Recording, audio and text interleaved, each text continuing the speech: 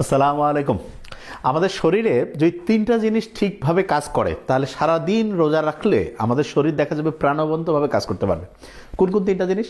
প্রথম যেটা সেটা হচ্ছে পর্যাপ্ত পরিমাণে পানি লাগবে।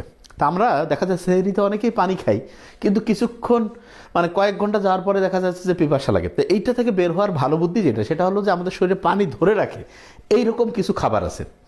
মানেটা কি? মানে হচ্ছে পানি হচ্ছে কি H2O। H2Oকে খুব পছন্দ করে কোষের ভিতরে রাখতে যে হেল্প করে তার নাম হচ্ছে পটাশিয়াম।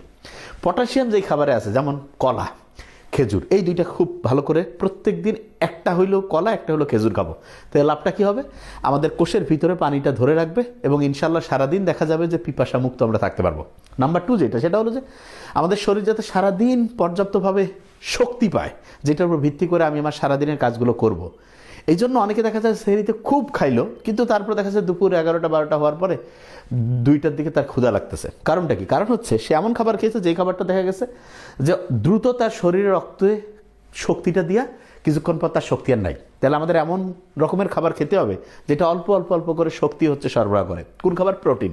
তা প্রোটিনের জন্য খুব ভালো যেটা আমি পছন্দ করবো সেটা হলো টক দই। যে ভাই টক দই, হ্যাঁ, টক দইয়ের মধ্যে প্রোটিনও আছে এবং উপকারী ব্যাকটেরিয়াও আছে, যেটা দেখা যাবে আমাদের মনটাকেও চাঙ্গা রাখবে। কেন? কারণ আমাদের ব্যাকটেরিয়া যেগুলো গাট, এই যে আমাদের ডাইজেস্টিভ সিস্টেমে থাকে, ওদের জন্য খুব পছন্দের জিনিস হচ্ছে ল্যাক্টোব্যাসিলাই, যেটা টক দইয়ের মধ্যে থাকে। এবং এইটা দেখা যায় আমাদের অক্সিডেটিভ ফসফোরেশন যে বিক্রিয়া সেটাও ধীর করে দেয়।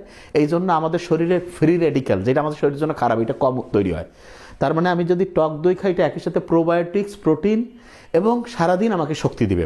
আরেকটা জিনিস আছে, সেটা কি? সেটা হলো যে আমাদের শরীরে যাতে ঠিকভাবে বিদ্যুৎ প্রবাহ ঘটে। তা বিদ্যুৎ যেভাবে আমাদের শরীরে আবার কারেন্ট লাগবে নাকি? হ্যাঁ, আমাদের শরীরটাও হচ্ছে কারেন্ট দিয়ে চলে। তবে এই কারেন্টটা এমন না যে বাইক থেকে কাউকে হচ্ছে কারেন্ট দেওয়া যাবে, নো। এটা হচ্ছে, আমি বলি যে রক্ত বিদ্যুৎ।